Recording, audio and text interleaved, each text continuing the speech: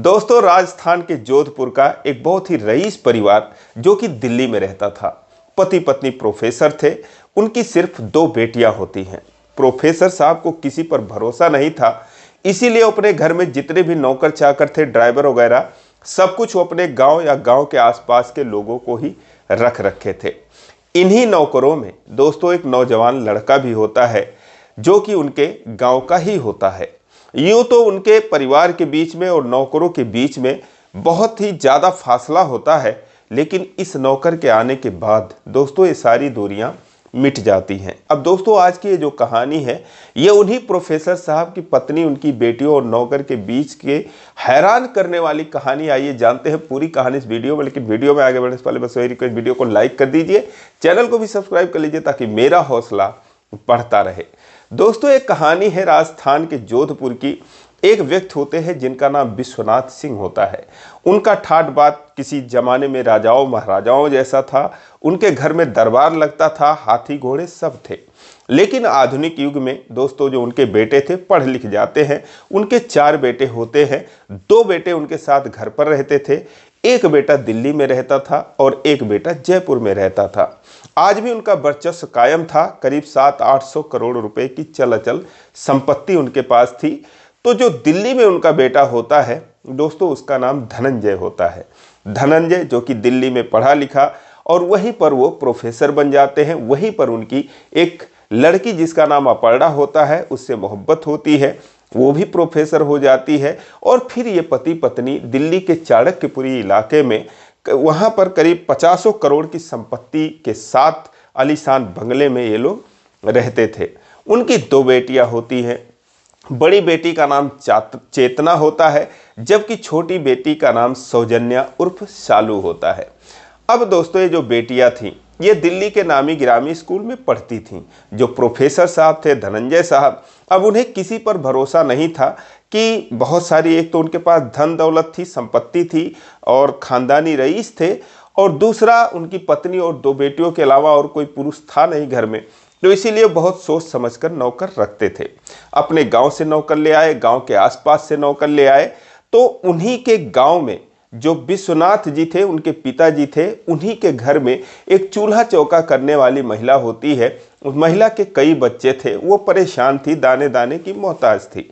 तो वो उनसे कहती है कि साहब, क्योंकि एक बार धनंजय जो है वो घर पे आए हुए थे। ये किसी फंक्शन में ही सारा परिवार इकट्ठा होता था, दिवाली वगैरह के मौक़ों पर ही इकट्ठा होता था।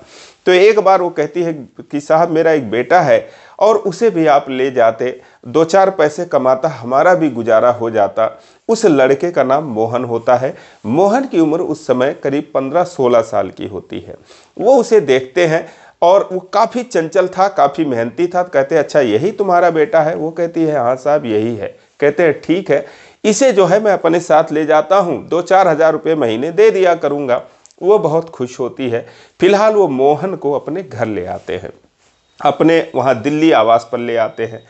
अब वहाँ पर दोस्तों जो भी उनके नौकर थे, एक नौकरों वाले घर में रहते थे, वहीं पर मोहन भी रहने लगता है। लेकिन मोहन की उम्र अभी जो है 15-16 साल की थी। और दोस्तों उनकी जो बेटियां थीं, शालू, उसकी उम्र भी 15-16 साल की थी। बड़ी बेटी 18 साल की थी।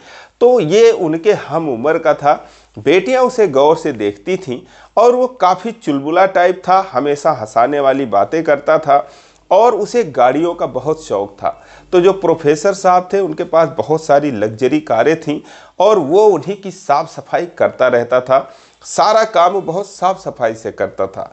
ये बात जो है, जो प्रोफेसर साहब थे और उनकी पत्नी अपर्णा थी, प्रोफेसर मैडम, इन दोनों को बहुत पसंद आती है और फिर वो उसे अपने घर के अंदर के कामों में लगा लेते हैं। साफ सफाई वगैरह वो बहुत सही तरीके से करता था। अब दोस्तों जब मोहन घर में आने जाने लगा, उनके पास 2 कुत्ते भी थे प्रोफेसर साहब के पास। उनको टहलाने घुमाने लगा तो धीरे धीरे करके जो है वो सबसे बातचीत करने लगा। 2 सालों का वक्त बीत गया। वो उस परिवार में एकदम घुल मिल गया। हमेशा हंसाने वाली बातें करता था, कॉमेडी भरी बातें करता था। और फिर वो जो है, जो विश्वनाथ जी थे गांव में, बुजुर्ग हो गए थे, उनकी बातें करता था कि बड़े मालिक ऐसे और आपके बाबा ऐसे, आपके दादाजी ऐसे, इस तरीके से वो हंसाने वाली ही बातें करता था। धीरे धीरे वो उस परिवार का अहम हिस्सा हो जाता है, क्योंकि बहुत ईमानदार था, बहुत ही भोला भाला था और वो जो है इस बात का ख्याल रखता था कि ये मालिक हैं और मैं नौकर हूँ। तो ये बात भी उन लोगों को प्रभावित करती थी। जो चेतना थी दोस्तों, बड़ी बेटी थी, वो तो धीर गंभीर थी। वो हमेशा इस बात का ख्याल रखती थी कि एक नौकर है, इससे एक दूरी बनाकर रखनी चाहिए। लेकिन जो छोटी बेटी थी शालू दोस्तों, वो चंचल स्वभाव की थी। वो हमेशा उससे लड़ती रहती थी, उसके जो है बात करती रहती थी। और ये जो पति पत्नी थे वो भी कुछ नहीं बोलते थे, कहते हैं कि चलो ठीक है, और इस तरीके से बच्चे जो है आपस में खेलेंगे। अब दोस्तों, जो प्रोफेसर साहब की बड़ी बेटी थी चेतना, उसे कॉलेज में पढ़ने वाले एक लड़के से प्यार हो जाता है और ये बात उसकी मम्मी भी जानती थी, शालू भी जानती थी और इन लोगों को कोई एतराज़ नहीं था, क्योंकि जो लड़का था वो भी अरबपति बिजनेसमैन का बेटा था। तो ये लोगों सोचते हैं चलो ठीक है, दोस्त है और आगे चलकर इसकी शादी कर देंगे। और जो शालू थी उसे ये बात पता थी, तो एक दिन वो मोहन से कहती है कि दीदी का एक बॉयफ्रेंड है, तो मेरा मन कर रहा है मैं भी एक बना लूँ। वो कहता है कि ठीक है बना लो, मुझसे क्या पूछ रही हो आप। वो कहती है कि तुम ही बन जाओ और किसी को पता भी नहीं चलेगा। अब दोस्तों, जैसे ये बात मोहन सुनता है उसके पैरों तले जमीन खिसक जाती है, क्योंकि उसके सामने वो मंजर सब नजर आने लगता है कि जो उसके गांव में उसके जो दादाजी थे, विश्वनाथ जी थे, ऐसे लोगों को खंभे में बांध कर मारते थे जो किसी की बहन बेटियों को छेड़ते थे। बहुत ही सख्त कठोर किस्म के आदमी थे। इस पहलू पर वो सोचता है कि जब वो दूसरे के मैटर में इस तरीके से मारते हैं, तो अगर मैं उन्हीं के घर की, उन्हीं की ये पोती है और मुझसे ऐसा कह रही है, अगर मैं कहीं इसके साथ ये इस तरीके की बात कर रही है और उन्हें पता चल गया तो ये लोग तो मुझे गोली मार देंगे, मेरे खानदान को भी मार देंगे। इसीलिए दोस्तों उसे पसीना होने लगता है, शालू के रूप में उसे मौत नजर आने लगती है। वो कहती है कि क्या हुआ। वो कहता है कि मुझे माफ़ करो और मैं ऐसा नहीं कह सकता हूँ, मैं एक नौकर हूँ, मेरी एक औकात है, मेरी एक लिमिट है। वो कहती है अरे तो किसी को पता थोड़ी चलेगा। वो कहता है नहीं नहीं मुझे माफ़ करो। तो कहती है क्या तुम कभी प्यार नहीं करोगे। वो कहता है कि मैं जब किसी शादी करूँगा तो प्यार करूँगा और ये सब बातें मुझसे मत करो। दोस्तों उसका हाथ पकड़ लेती, वो हाथ झिटक देता है और उसके बाद वो वहाँ से चला जाता है। अब दोस्तों शालू के ऊपर तो जैसे इसका भूत सवार था। जहाँ भी अब वो मिलता, अकेले में मिलता, उसे दबोच लेती, उससे लिपट जाती और उससे एक ही आग्रह करती जो कि आप समझ सकते हो। अब एक दिन मोहन जो है कहता है कि मैं ऐसे करोगी तो अपने घर चला जाऊंगा और तुम्हारे मम्मी पापा से मैं बोल दूंगा। वो कहती है कि वो तुम्हारी बात का विश्वास नहीं करेंगे, लेकिन अगर मैं बोल दूंगी तो सोच लो तुम्हारी खाल खींच लेंगे, इसीलिए मैं जैसा कहती हूँ वैसा करो। वो दोस्तों कहता है ठीक है मैं सोचूंगा और फिर वहाँ से वो चला आता है। लेकिन वो सोचता है कि यार अगर ये कह देगी तो मैं मारा जाऊंगा और इसकी बात अगर मैं मान लूँ, पता भी चल गया तो भी मैं मारा जाऊंगा। तो इसीलिए वो खुद ही सब कुछ बता देने का फैसला करता है। वो अपर्णा मैडम जो कि प्रोफेसर थी, शालू की माँ थी, आता है और उनके पैर पकड़कर रोने लगता है। वो कहती है क्या हुआ। कहता मैं एक बात बताना चाहता हूँ, मेरी इसमें कोई गलती नहीं, मुझे माफ़ कर देना, पहले आप मेरी बात पूरी सुन लेना। वो कहती है बताओ क्या बात है। अब वो सारी बात जो है शालू की उनसे बता देता है और कहता है कि मैं जो है इज्जत के खातिर, आपकी इज्जत के खातिर, और बस मुझे बख्श दीजिए, मैं अपने गांव चला जाऊंगा और मेरी इसमें कोई गलती नहीं है। वो दोस्तों डर जाता है कि अभी ये मुझे ही उल्टा सीधा कहने लगेंगी। लेकिन अब दोस्तों वो जब सुनती है हैरान हो जाती हैं, गहरी सांस लेती हैं और कहती हैं ठीक है, और तुमने जो है अपने नमक का फर्ज अदा किया है। तुम एक सच्चे दिल के लड़के हो, तुम्हारे जगह पर कोई और होता तो शायद तुम जैसा कह रहे हो वैसा नहीं करता, वो इसका फ़ायदा उठा लेता। और उसके बाद वो कहती है ठीक है, तुम्हें कहीं जाने की ज़रूरत नहीं है और तुम जो है हमारे ही साथ रहो, तुम्हें टेंशन लेने की ज़रूरत नहीं है। और वो तो अच्छा हुआ कि ये बात उन तक नहीं पहुंची, वरना पता नहीं क्या हो जाता। उसके बाद दोस्तों वो शालू को डांटने लगती हैं। जब अकेले में मिलती है कहती है कि तुम्हारी ये हरकत है, अभी तो तुम्हें बाहर जाना है, पढ़ने जाना है, विदेश में पढ़ने जाना है, तुम यहाँ पर ये कर रही हो तो वहाँ जाकर क्या करोगी। उसे उल्टी सीधी बातें कहती हैं और उसके बाद उसे नसीहत देती हैं कि जब भी कोई रिश्ता करना, जब भी किसी से दोस्ती करना तो अपने बराबरी का होना चाहिए। इस बात का ख्याल रखना कि खानदान वाले कितने सख्त हैं, जिंदा नहीं छोड़ेंगे अगर तुम ऐसा कुछ करोगी तो। उसे बहुत ही वो ज़्यादा नसीहत दे देती हैं। और दोस्तों इसका अंजाम ये हुआ कि जब अब उसे जो है शालू से मोहन मिलता है तो दोस्तों उसे पीटने लगती है, वो रोने लगता है, लेकिन एक शब्द भी मुंह से नहीं निकालता। लेकिन दोस्तों अब इस वाकये के बाद जो मोहन था उसका वहां पर मन नहीं लगता था, क्योंकि वो सोचता था एक तो ऐसा वाकया हो गया और दूसरा ये कि वहां पर उसे 4-5 हजार रुपये महीने ही मिलते थे, जबकि उसके हम उम्र के जो लड़के थे वो 15-20 हजार रुपये आराम से कमाते थे। तो एक दिन वो पति पत्नी से हाथ जोड़ता है, कहता है साहब अब मेरी उम्र जो है करीब 20 साल की हो गई है और मैं इस लायक हो गया हूं कि अपने परिवार का बोझ अपने कंधों पर पूरी तरीके से उठा सकूं, क्योंकि परिवार बहुत परेशान है। तो मैं कोई मेरा लड़का बता रहा है, कोई दोस्त बता रहा है कहीं और काम करने के लिए, तो आपकी अगर इजाज़त हो तो मैं चला जाऊं काम करने के लिए। वो लोग कहते हैं भाई ठीक है, अगर तुम जैसा सोच रहे हो वैसा करो। दोस्तों वो जो है काम छोड़कर चला जाता है, चांदनी चौक में काम करने लगता है। और इधर जो है ये लोग, जो चेतना थी और जो शालू थी, ये दोनों पढ़ने के लिए विदेश चली जाती हैं। प्रोफेसर पति पत्नी बहुत ही खुश थे और इस बीच में वो कभी कभार आता था, उन पति पत्नी से मिल भी लेता था, उनसे आशीर्वाद लेता था। जब भी वो कोई काम होता था तो उसे फ़ोन करके बुला लेते थे, वो फौरन चला आता था। वो लोग उसे बहुत मानते थे। लेकिन दोस्तों अब सब कुछ ठीक चल रहा था, लेकिन ऊपर वाले को कुछ और ही मंजूर था। एक दिन जो है वो प्रोफेसर साहब की हार्ट अटैक से मौत हो जाती है। अब जैसे ही दोस्तों ये खबर मोहन को लगती है, बड़ा दुख उसे होता है, क्योंकि प्रोफेसर साहब उसे बहुत मानते थे। वो भागा भागा उनके घर पे आता है, बहुत सारे लोग आते हैं और जो है उनकी जो बेटियां थी दोनों, शालू और जो चेतना थी, ये दोनों भी लंदन से वापस आती हैं। अब दोस्तों प्रोफेसर साहब का क्रियाक्रम हो गया, सारे लोग अपने अपने काम पर चले गए, लेकिन जो मैडम थी वो बुरी तरीके से टूट जाती हैं, क्योंकि उनका आगे पीछे कोई नहीं था, बेटियां विदेश में पढ़ रही थी। तो इसीलिए जो शालू थी वो अपनी पढ़ाई छोड़ के वापस दिल्ली आ जाती है। लेकिन जो चेतना थी दोस्तों, उसकी पढ़ाई कुछ ही दिनों के लिए बची थी, वो पढ़ने लिखने में इंटरेस्टेड थी, तो दोस्तों वो लंदन चली जाती है। अब इधर ये माँ बेटी रहने लगती हैं, चेतना जो है लंदन रहने लगती है और इधर अब सब कुछ जो है सामान्य रूप से चल रहा था। लेकिन दोस्तों इस बीच जो है 1 साल का वक्त बीत जाता है। अब जो चेतना थी, जो उसका कॉलेज के दिनों का बॉयफ्रेंड था दोस्तों, वो एक बड़ा आदमी बन जाता है और जो है उन दोनों की शादी हो जाती है, जो प्रोफेसर मैडम थी वो कर देती हैं। अब बचती हैं सिर्फ अपना और शालू। उसके बाद 1 साल का वक्त बीत जाता है और एक दिन गांव में जो विश्वनाथ जी थे वो दोस्तों बुजुर्ग हो चुके थे, उनकी भी मौत हो जाती है।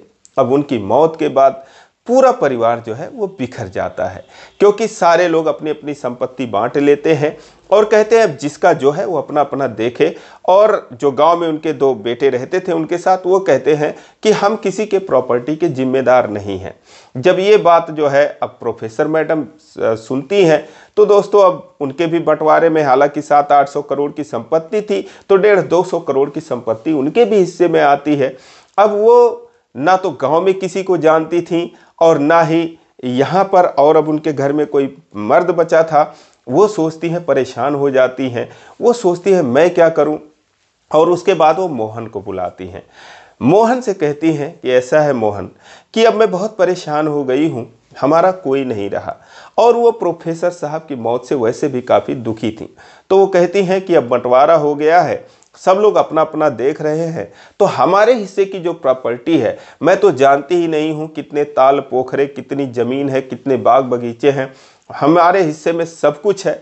तो अब मैं असमर्थ हूँ वो सब करने के लिए। हालांकि वो प्रोफेसर थी, कहती हमारे पास अभी भी इतनी संपत्ति है, 2-4 पुश्तें आराम से बैठकर खाएंगी, लेकिन जो प्रॉपर्टी है उसकी भी देखभाल करना जरूरी है। तो अगर तुम मेरे साथ रहो, क्योंकि करने वाला कोई नहीं है। चेतना जो है उसके पति को भी कोई ज़रूरत नहीं है, चेतना और वो दोनों मिलकर वैसे भी खूब सारा पैसा कमाते, वो भी अरबपति हैं, और मैं जो है कुछ कर नहीं सकती। तो इसीलिए अगर तुम चाहो तो मैं तुम्हें 2-4 एकड़ ज़मीन भी दे दूंगी और जो तुम बाहर कमाते उससे ज़्यादा मैं सैलरी भी दे दूंगी, क्योंकि भरोसा मुझे तुम्हारे ऊपर ही है और किसी के ऊपर भरोसा नहीं है। क्योंकि गांव में भी कोई मेरा चेहरा भी नहीं देखा महिलाओं के अलावा, और यहाँ भी किसी नौकर से हमारा कभी आमना सामना नहीं हुआ, भले ही वो गांव के हैं। तो इसीलिए तुम्हारे ऊपर भरोसा है, अगर तुम इतनी मदद कर सको तो तुम्हारा एहसान होगा। अब दोस्तों वो कहता है कि मैडम ये सब तो बात ठीक है, लेकिन जो आपकी छोटी बेटी हैं, जो सालू हैं, उनकी शादी आप वहाँ पर कर दीजिए, किसी जमींदार के यहाँ कर दीजिए जो गांव के हों, वो जो है सारा कुछ देख लेंगे। अब दोस्तों इतना सुनते ही वो फूट फूट कर रोने लगती हैं। ये घबरा जाता है, कहता है क्या हुआ मैडम, आपको क्या मतलब, आप रोने क्यों लग गई? वो कहती है कि तुम सालू का नाम ले रहे हो, सालू समझो मर चुकी है। वो कहता है क्या हुआ, वो हैरान हो जाता है। दोस्तों उसके बाद उसको एक कमरे में लेकर जाती हैं और उसका जैसे ही दरवाज़ा खोलती हैं, दोस्तों वहाँ पर जो सालू थी वो ऐसे अचेत सी पड़ी थी, लेकिन जैसे दरवाज़ा खुलता है वो उठकर चीखने लगती है, अपनी माँ के ऊपर चिल्लाने लगती है। कहती है कि मुझे बाहर जाने दो, मेरा मोबाइल दो और मुझे पैसे दो, मुझे चाहिए। दोस्तों वो उसे नशे की लत लग चुकी थी और बहुत ही बुरी लत लग चुकी थी। अब जब वो बाहर निकलने का प्रयास करती है तो फिर वो उसे रोकती हैं और मोहन का हाथ पकड़कर बाहर ले आती हैं, दरवाज़ा बंद कर देती हैं। मोहन दोस्तों एकदम हक्का बक्का, कहता है कि ये क्या हुआ मैडम, इनको सालू को ये सब क्या हुआ? वो दोस्तों कहती हैं अब जो उसकी कहानी थी, वो कहती हैं कि जब प्रोफेसर साहब गुजर गए तो फिर ये मेरे पास रहने के लिए आई, मेरी देखभाल करने के लिए, लेकिन इतने सारे पैसे थे, सब कुछ इसी के हाथ में थे और इसकी एक जो है करोड़पति बाप के लड़के से इसकी दोस्ती हो गई। मैंने भी सोचा चलो ठीक है, दोस्ती हो गई, अच्छे अपने लेवल के लोग हैं और आगे चलकर शादी कर देंगे। और उसके बाद मैं अपने ड्यूटी में बिजी रहती थी, कॉलेज में बिजी रहती थी और इधर ये जो लड़का था, जब तक मैं समझ पाती तब तक इसे नशे की लत लगा चुका था। वो भी एक बहुत बड़ा नशेड़ी था और ऐसा नशा कि एक बार जो इंसान कर लेता है उसकी ज़िंदगी बर्बाद हो जाती है। तो इसने अपनी ज़िंदगी बर्बाद कर ली है। अब तो मैं ईश्वर के भरोसे हूँ कि भगवान इसका कुछ भी हो जाए, इसके जीने की उम्मीद भी मैं छोड़ चुकी हूँ। पिछले 4-6 महीने से ऐसे ही रहती है। अब दोस्तों उसकी कहानी सुनता है कि वो भी कहता है कि मैडम फिर आपने इनका इलाज वगैरह? कहती है मैंने बहुत कराया, लेकिन अब मैं कहाँ लेकर जा सकती हूँ और वैसे भी मैं बहुत दुखी हूँ। मैं तो चाहती हूँ कि इसे कुछ हो उससे पहले ऊपर वाला मुझे ही उठा ले।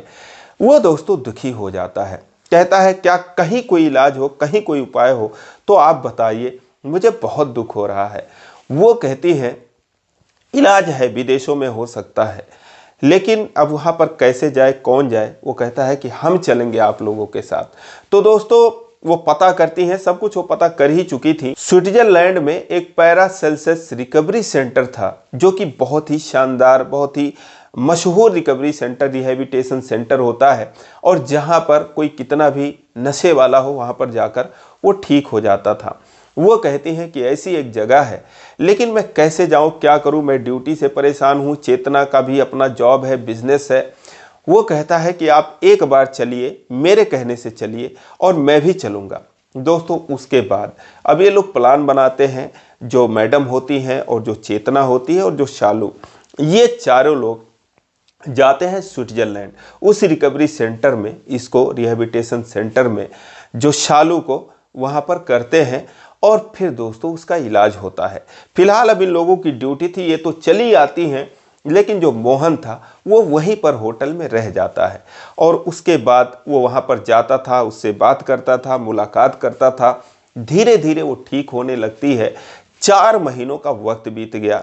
4 महीने में जब रिहैबिलिटेशन सेंटर वालों को पता, कुछ अनुमान होता है कि हाँ अब ये ठीक हो चुकी है, तो फिर एक दिन उसे छुट्टी देते हैं और उसके बाद मोहन को बुलाते हैं। कहते कैसा है कि अगर सब कुछ सामान्य रहा तो फिर ठीक है, इनको आप जो है अपने घर पर ले जा सकते हैं। अभी यहाँ पर आप 15 दिन 1 महीने रहकर जो है रख कर देख लीजिए, अगर फिर से इनके कोई सिम्टम्स आते हैं तो फिर लेकर आ जाना। मोहन जो है दोस्तों उसे होटल में ले आता है और फिर वो मैडम को फ़ोन करता है कि मैडम ऐसी ऐसी बात है। जब मैडम सुनती हैं दोस्तों बहुत खुश होती हैं और उसके बाद वो जो है कहती हैं ठीक है, अभी तो हम बहुत बिजी चल रहे हैं और 15 दिनों के बाद मैं और चेतना आएंगे, तब तक तुम जो है उसका ख्याल रखना। और दोस्तों जो रिहैबिलिटेशन सेंटर होता है वहाँ से बताया गया था कि देख लेना, इनको कोई तकलीफ ना हो, इनका कभी दिल ना दुखे और इनका मूड हमेशा सही रहना चाहिए। और उसके बाद अब दोस्तों वो उससे बातचीत करने लगता है, अच्छी अच्छी जगह घूमने जाने लगता है, क्योंकि पैसों की तो कोई कमी थी नहीं, 50 लाख रुपए इस ट्रिप पर लग चुका था। लेकिन फिर भी जो है सबसे मेन जरूरी था शालू का ठीक होना।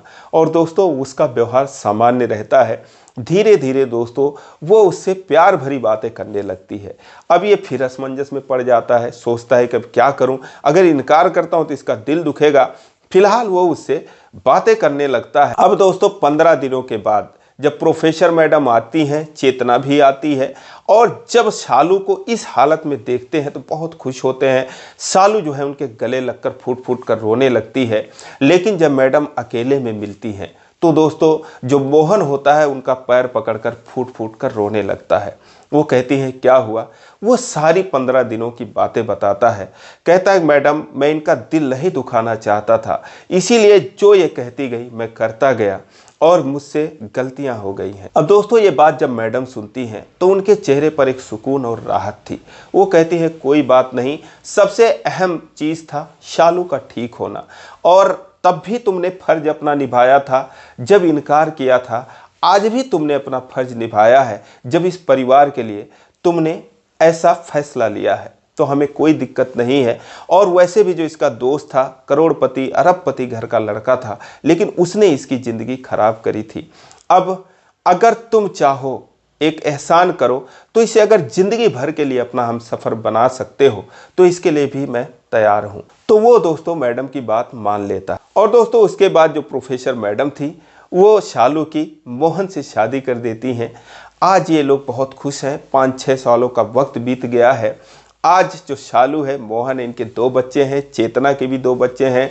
मैडम रिटायर हो गई हैं और शालू के साथ रहती हैं। वो एक दवा कंपनी की मालिक है। तो दोस्तों वक्त बहुत ही बलवान होता है। ये रही एक अविश्वसनीय कहानी। आपको कैसी लगी कमेंट करके जरूर बताएं। इसी प्रकार की कहानियों के लिए इस चैनल को सब्सक्राइब करें। वीडियो को लाइक नहीं किया अभी तक तो लाइक कर दीजिए। फिर मिलेंगे अगले वीडियो में, तब तक के लिए जय हिंद।